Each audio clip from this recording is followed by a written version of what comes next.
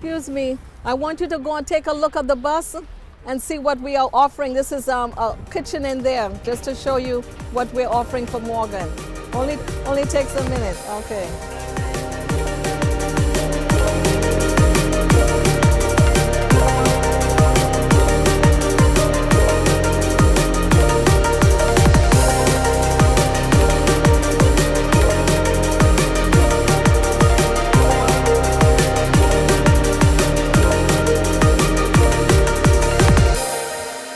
Nutritional program, we do go out into the communities to serve individuals. We go to schools, elementary schools, but we've gone into communities where there's no grocery stores where you can get healthy fruits and vegetables. We have seen this in California, and I've worked with areas in California, UCLA. They do have buses like this that go into areas where people are not able to find healthy foods, fruits and vegetables.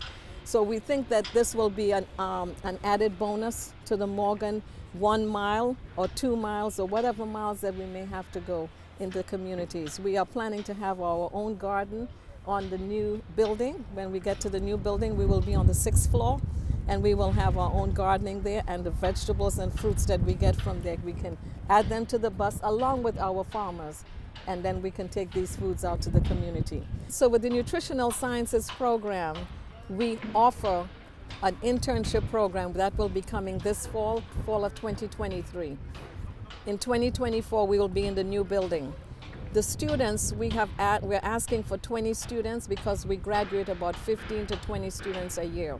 Those students will have to do an internship in order to become a registered dietitian so they can serve in their community.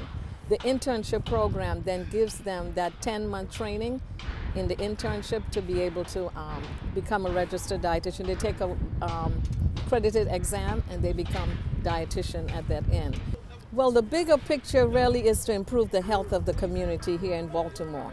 When I came here 5 years ago, I saw people in the community that were not healthy, and we recognized that nutrition plays a big part. When COVID came in, we realized so many people died because their health was not, up to par. The immune system was not strong.